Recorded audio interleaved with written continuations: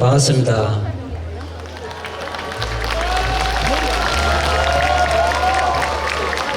많이 힘들고 피곤하시죠? 오늘 3기 2개도 받았고 8간 재개도 받았으니까 문화특강은 속리산 편안한 자세로 그죠? 그렇게 볼 수 있도록 하겠습니다. 오늘 8간 재개를 받고 있는 이곳은 속리산 법주사입니다.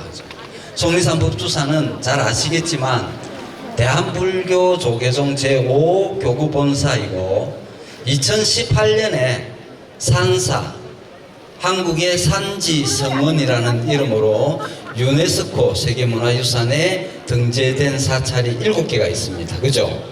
그 중에 하나입니다. 7개는 다 아시죠? 네, 우리 모르십니까? 네, 우리 보교사님들 다 수성하셔서 아실 건데 잠시 복습을 해보면 영주에 가면 부석사, 안동에 봉정사, 이곳에 법주사, 그죠? 또 내려가면 공주에 마곡사, 경남으로 가면 양산의 통도사, 그죠? 또 전라도 쪽으로 가서 순천에 뭡니까? 서남사, 해남의 대흥사, 이렇게 7개가 유네스코 2018년에 산사, 한국의 산지 성원이라는 이름으로 세계 문화유산에 등재되었습니다. 이 속리산 법주사는 신라 진흥왕 14년 553년에 의신조사가 인도에 가서 구범여행을 하고 하얀 나귀의 불경을 싣고 돌아와서 절을 지을 터를 찾던 중에 이곳 지금 현재의 법주사 터에서 흰 나귀가 멈춰서서 울었다고 합니다. 이 노새의 귀한 행적의 주변을 둘러보니까 경관이 너무 아름답고 또 비범한 그런 기운이 느껴져서 여기 절을 짓고 인도에서 가지고 온 불경, 즉 부처님의 법이 머무는 곳이다 해서 이름을 법주사라고 했습니다. 그리고 그 뒤에 200년 뒤에 진표율사 아시죠? 점찰법회로 유명한 진표율사와 그의 제자들이 있어요. 영심, 융종, 불타 이런 제자들에 의해서 중창을 합니다. 해공왕 때죠. 해공왕 12년 776년에 중창을 하면서 미륵도량으로서 미륵신앙의 발판을 마련을 해요. 이 속리산, 여기 속해 있는 속리산은 원래는 천왕봉, 비로봉, 그죠? 또 길상봉, 관음봉 이렇게 많습니다. 문수봉, 보현봉 9개의 봉우리가 활처럼 휘어 있다 이렇게 해서 구봉산이라고 이름을 지었다가 신라시대에 와서 속리산으로 이름을 부르게 되었습니다. 이 속리산의 이름의 유래를 잠시 살펴보면 진표율사가 이쪽으로 속리산에 도달했을 때 진표율사가 금강산에 발연사를 창건을 하고 거기서 7년간 점찰법회를 열고 하셨는데 이거 속리산 의기에 다다랐을 때 밭을 가던 소들이 무릎을 꿇고 엎드렸대요. 그래서 그 농부들이 그 소를 보고 짐승들도 저렇게 법을 전하는 진표율사를 알아봤는데 하물며 우리 인간들이야 하면서 다 같이 진표율사를 따라 출가를 하셨다. 그래서 세속을 떠났다. 속리라고 합니다. 그런 재미있는 이름의 유래가 있습니다. 고려시대에 들어와서 이 법주사는 많은 고선대덕들이 주석을 하셨어요. 우리 고려 때 보면 문종의 아들 3분이 다 출가를 했어요. 넷째 아들이 대각국사 의천이고 그 5째 아들이 도생이라는 성통인데요. 그분이 법주사에 머물면서 주지 역임을 하셨고 또 고려 숙종이 아우 대각국사 의천을 위해서 인왕경 법회를 열었는데 그때 전국에서 모인 성녀의 수가 3만여 명에 달한다고 합니다. 그러니까 그때 당시 이 법주사의 규모가 얼마나 컸는지 우리가 짐작할 수 있습니다. 그죠? 그리고 고려 공민왕 때는 1362년에 홍건족의 난을 물리치고 공민왕이 복주, 지금의 안동이죠. 안동에서 개경으로 돌아가는 길에 이곳 법주사에 들러서 부른 부처님의 은혜에 감사드리고자 칙사를 양산 통도사에 보내서 부처님의 세존사리를 한가를 가지고 와서 봉안을 했습니다. 그것이 지금 저쪽에 가면 능인전이라고 있어요. 능인전 뒤쪽에 세존사리탑이 있습니다. 거기에 부처님의 사리가 봉안되어 있습니다.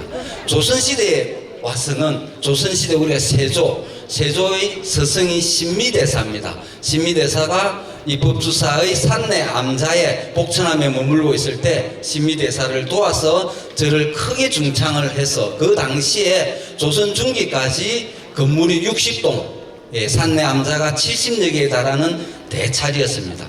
우리나라 대부분의 사찰이 전부 다 피해갈 수 없었던 게 있죠. 임진왜란, 정유재란입니다.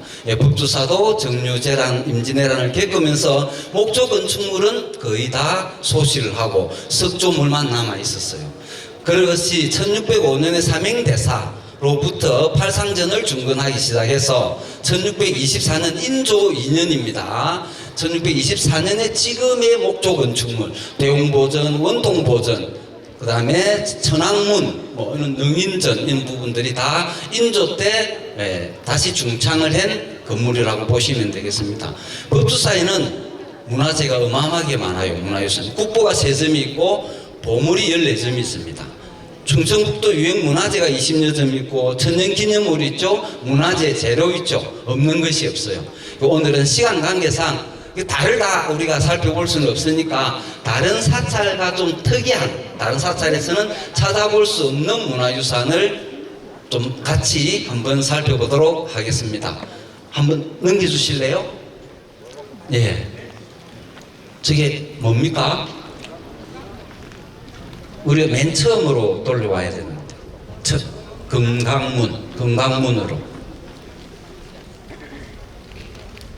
예, 다 하나 더 뒤로. 예, 한 번 더 뒤로요. 예. 다시 한 번 더 뒤로 할까요? 또 한 번 더. 예. 뒤로 좀 더 계속 저쪽으로 좀 부탁을 드릴게요. 뒤쪽으로. 맨 처음에 놓는 금강문이 놓을 텐데 찾는 동안에 제가 안내를 드릴게요. 우리 일주문을 지나오면은 일주문을 그죠? 불계와 속계의 경계선이다. 그래서 두 번째 오는 문이 오시면서 보셨죠? 금강문입니다. 금강문. 이 금강문에는 인왕역사 또는 금강역사 두 분을 모시고 있는데 그 두 분의 이름은 아실 겁니다. 힘이 센 나라연 금강. 입을 크게 벌리고 있다 해서 금강이다 그러고, 또 한쪽에는 부처님의 비밀스런 사적을 모두 빠짐없이 듣겠다는 서원을 세우신 밀적 건강입니다. 건강절을 들고 입을 다물고 있어 훔건강이라고 하는데요. 이 건강과 훔건강, 이 범어의 아와 범어의 첫 글자고 훔은 마지막 글자라 시작과 끝을 의미합니다. 즉 완성과 영원을 의미해요.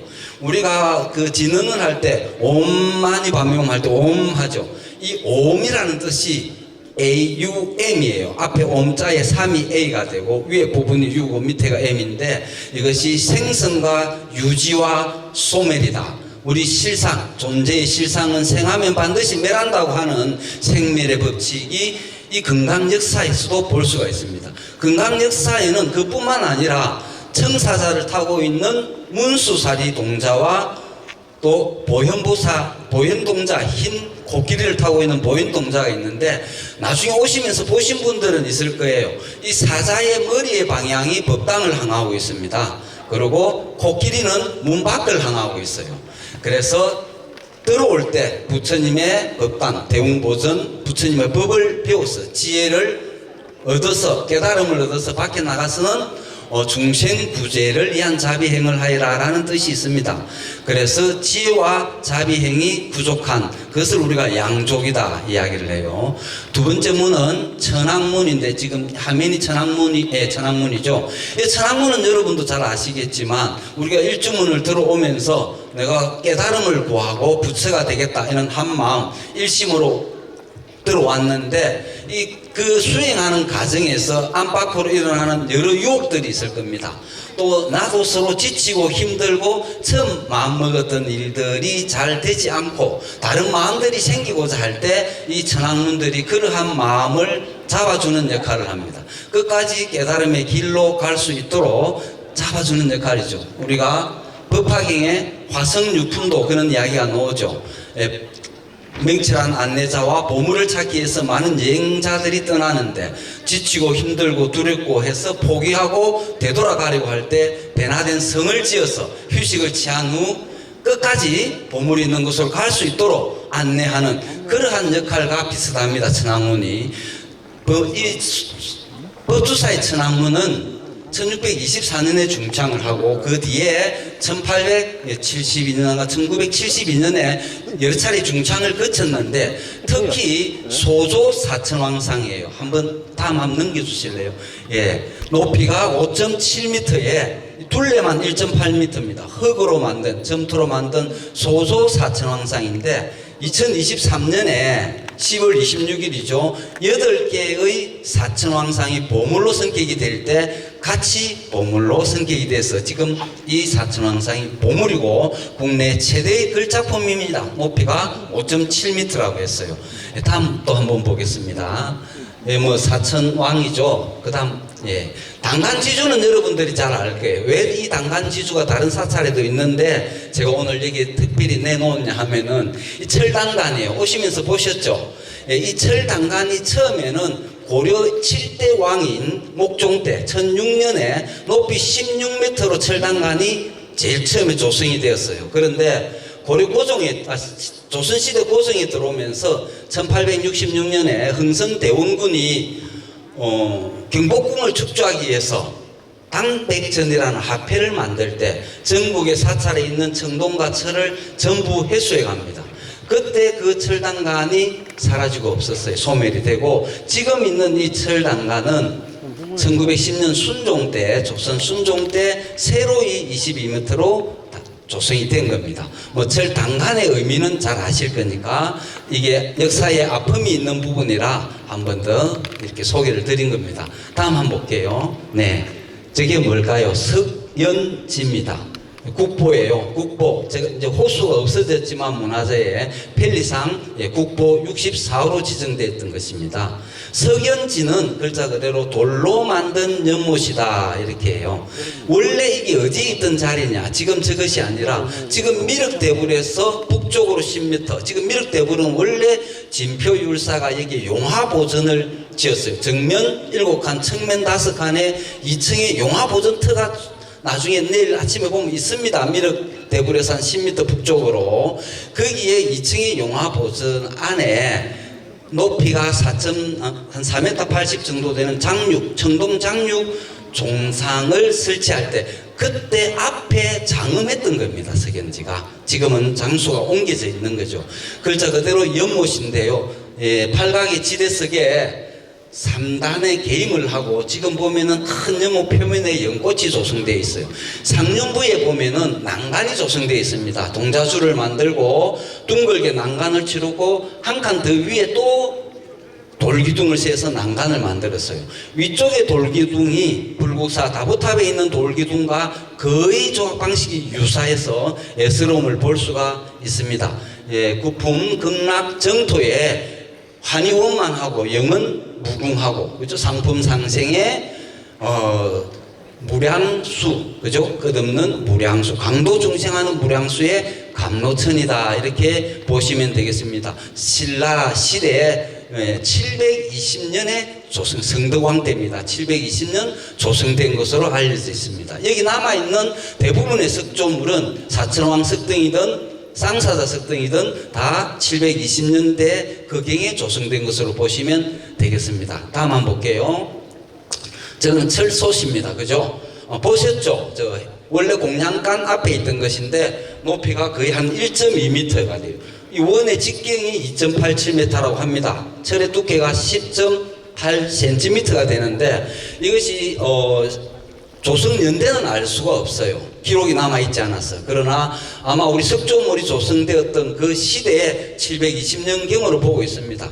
법주사에 한참 번성을 하여 전국에 운집한 성도가 머물던 성도가 3천여 명에 달할 때 그 3천여 명의 장국을 거리는 철솥이었고, 임진왜란 때에는 이 철솥을 가지고 성병들에게 배식하는 데 사용을 했다고 합니다. 이 철솥은 아무런 문양이나 조각이 없어 조선인데는 알 수 없지만 대략 그 시대에 이러한 주물로 만든 주물솥이다 라는 의미에서 기술사적으로 아주 중요한 자료가 되고 있습니다. 다음 한번 보겠습니다. 전 아시죠? 마의 열의 의상입니다. 저쪽에 출애암 밑에 보시면 미륵대불 조금 뒤쪽에 있습니다. 그죠? 마의 열의 의상. 마예라고 하는 것은 바위에 새기다 이런 뜻이죠. 마의 열의 하면 바위에 새긴 열애입니다. 의상은 우리가 좌상, 입상, 와상, 의자에 앉아있는 상이다 해서 마예열의 의상이다 라고 합니다. 높이가 거의 6.18m라고 하니까 어마어마하게 높입니다. 의자의 높이만 2.84m래요. 그래서 얼굴은 둥글고 눈은 까만 듯이 뜨가 있습니다. 입술은 두툼한데 어깨는 반듯하죠. 그런데 허리를 보면 유난히 짤룩한 허리예요. 비사실적 추상형, 이게 고려 초기 마예불의 특징을 나타내고 있습니다. 그리고 이 마예불에서 조금 더 안쪽으로 가면은 암각화가 있어요. 내일 한번 시간 되시는 분은 한번 보시면 됩니다. 그 암각화가 지금은 희미하지만 짐을 지고 있는 말을 끄고 있는 사람과 그 말 앞에 무릎을 꿇고 있는 소의 모양이 있어요. 제가 아까 장근설화를 이야기할 때 의신조사가 그죠? 인도에서 올 때 불경을 싣고 오는 그 장근설화를 나타내는 암각화, 또 진표율사가 중창을 할 때 소들이 무릎을 꿇었다, 그죠? 법을 구했다, 속리, 그것이 마의 열의 의상 안쪽에 조각이 되어 있어 암각화가 되어 있습니다. 보물입니다. 보물 216호로 지정되어 있는 거예요. 다음 한번 보겠습니다. 미륵대불입니다. 지금 현대팔 우리 법주사의 그냥 상징이죠. 높이가 33m예요. 기단부만 8m고 불상 높이가 25m입니다.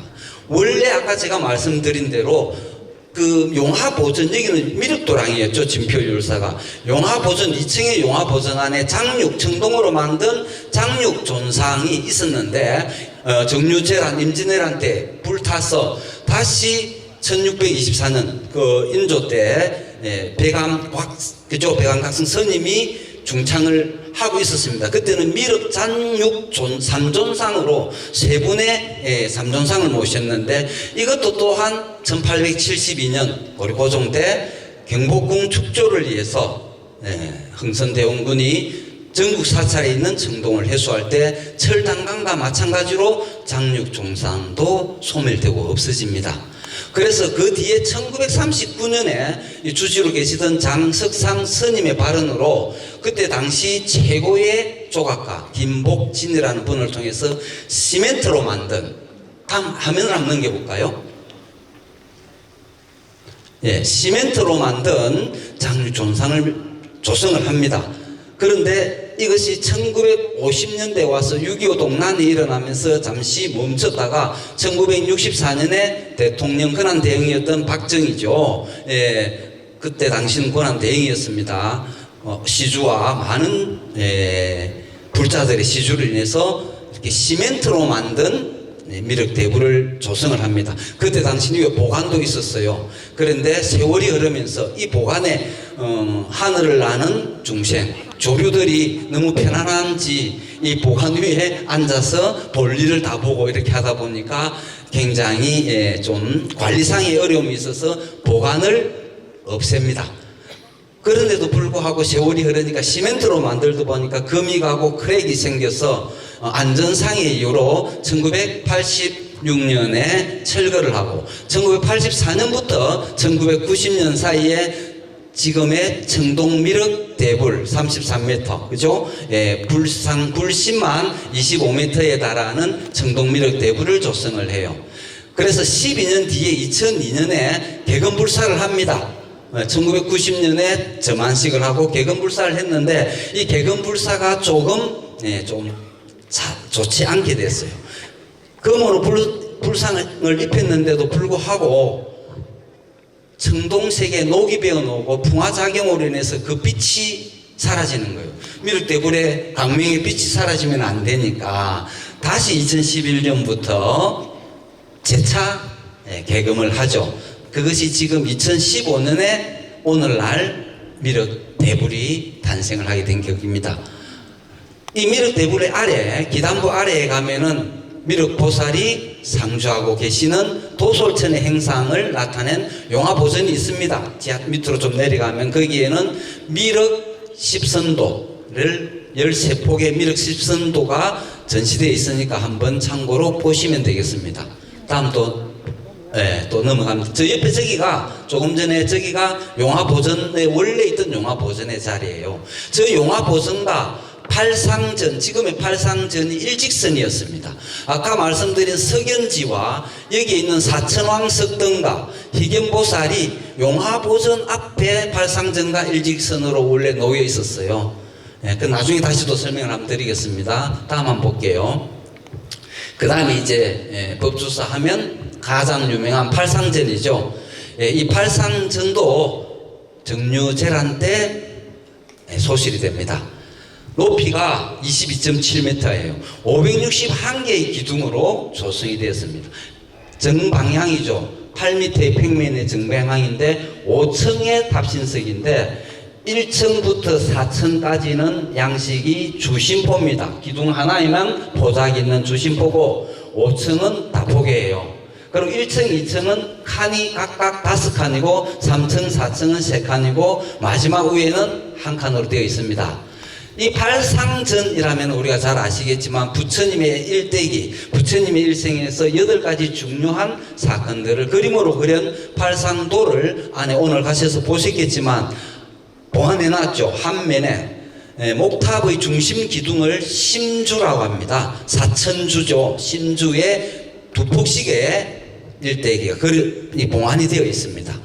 그런데 이것을 1968년에 해체복원할 때, 다음 면 한번 볼까요? 해체복원할 때 저기 있는 사천주, 심주, 목탑은 사리를 화재에 예방하기 위해서 심초석을 해서 돌 밑에 바닥에 초석 밑에다가 봉안을 합니다. 석탑은 주로 1층 탑신이나 2, 3층 탑신의 사리를 봉안을 하지만 목탑은 저렇게 봉안을 하는데 1968년에 사리장치가 발견이 됐어요. 그때 저기 있는 동판의 기록이 있습니다. 다음 장 보면 있죠. 저 동판의 기록에 의해서 팔상전의 건립 경위를 알 수가 있습니다. 1597년이 정류재란 때죠.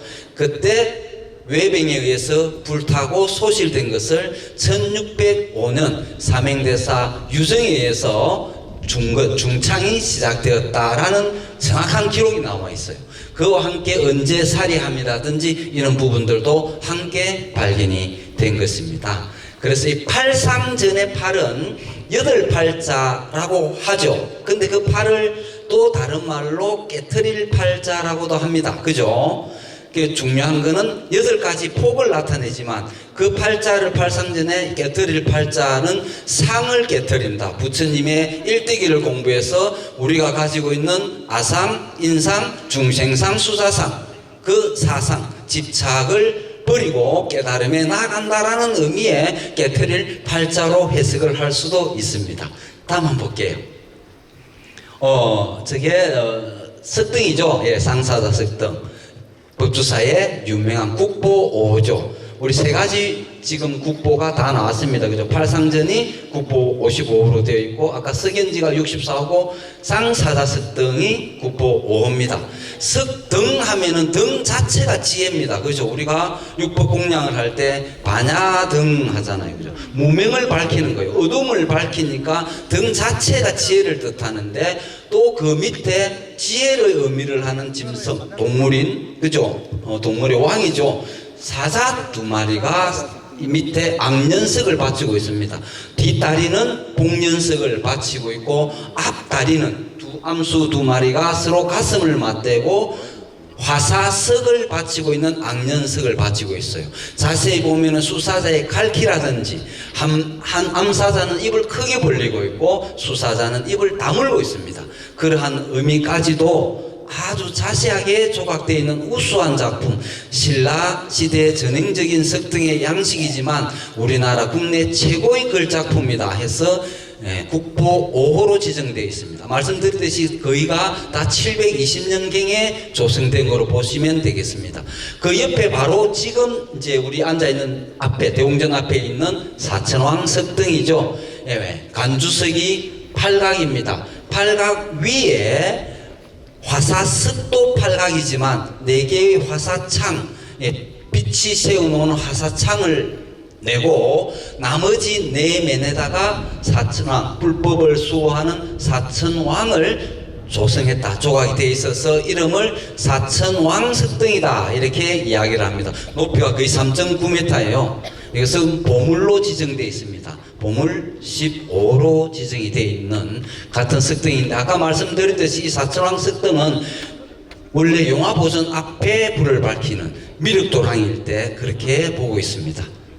다음 한번 볼까요? 희견보살상 바로 저쪽에 있죠. 원통보전 맞은편에 희견보살 하면은 우리가 법화경의 23품이죠. 야광보살 본사품에 구원급도록 부처님께 향봉량을 올리는 분입니다. 1200년 동안 향을 몸에 바르고 향을 먹고 기름을 발라서 소신공양을 1월 등명불 앞에 소신공양을 한 분이 희견보살이죠. 이 희견보살이 향을 들고 있는데 이 앞섭, 대의에 앞섭이 풀어져 있는 몸속으로 보이는 근육이 아주 역동적으로 보이고 있습니다. 720년이에요. 문화재청에 희견보살이라고 되어 있는데 일부 학계에서는 이 희견보살상이 원래 여기 있던 것이 아니라 아까 말씀드린 대로 저 용화보전 앞에 있었어요. 그래서 통도사에 가면은 용화전 앞에 봉발탑이라고 있죠. 그 봉발탑은 가섭이 석가모니 부처님의 부촉을 받아서 미래에 오실 미륵 부처님을 기다리고 있는 거잖아요. 그죠? 오시면. 그래서 이 지금 희견보살상이 용화보전 앞에 있었던 것이니까 일부 학계에서는 바루를 들고 있는 가섭이다라고 보는 견해도 있습니다. 문화재청의 등록에 보물이니까 보물 1417호인데 희견보살로 되어 있지만 그는 부분도 우리는 포교사니까 한번 의미로 불교 교리적인 측면에서 생각해 볼 수도 있는 문제가 되겠습니다.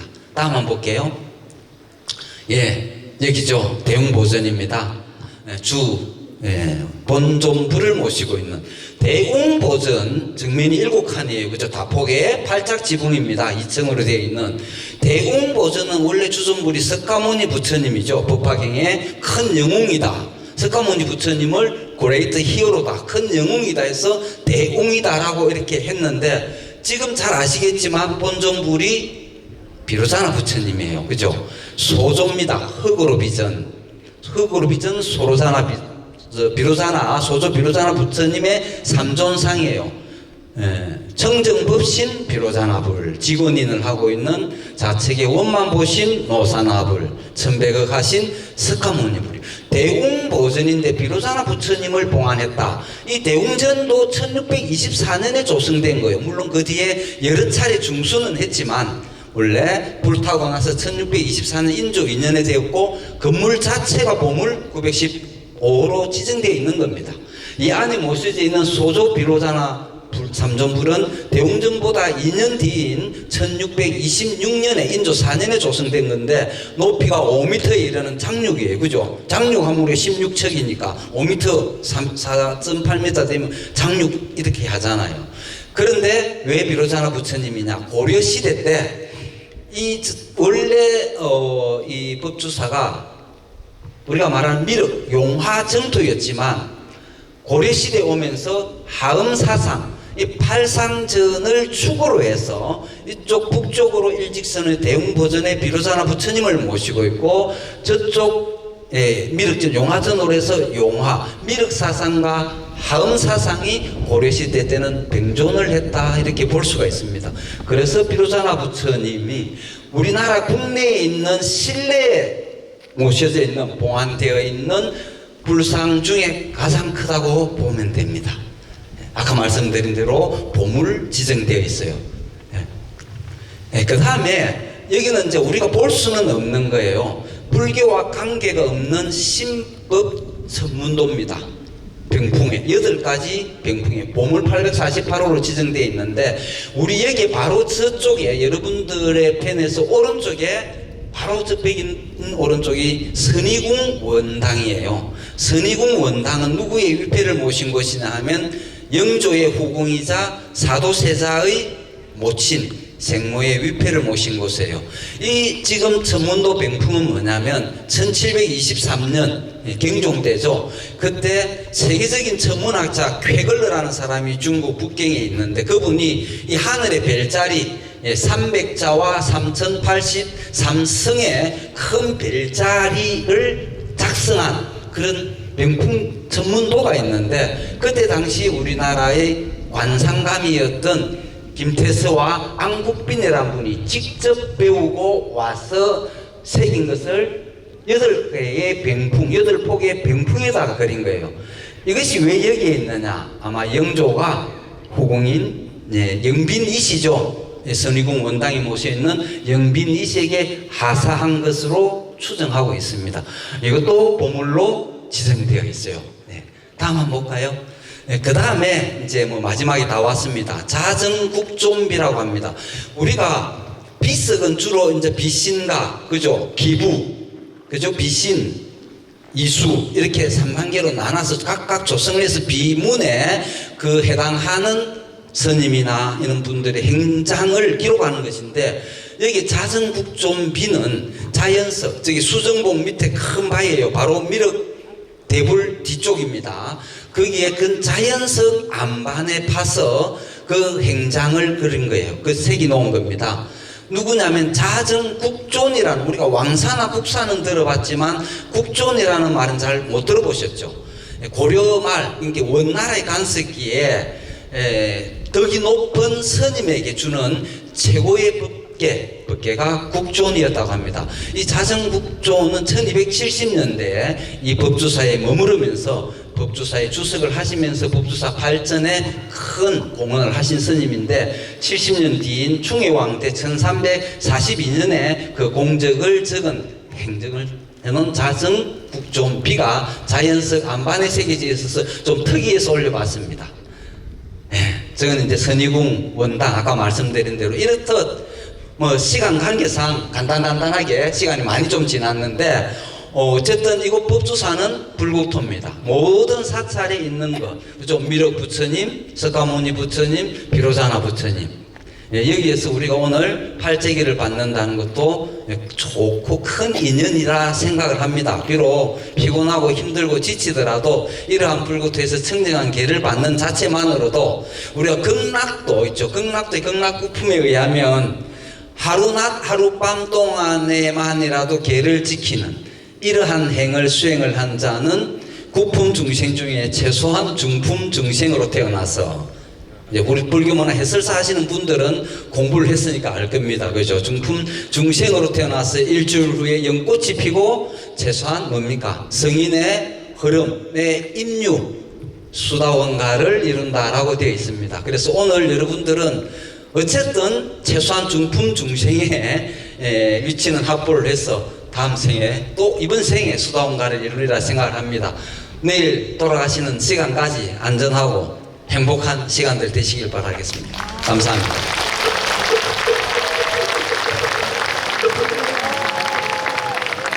여러분들 잘 들으셨습니까?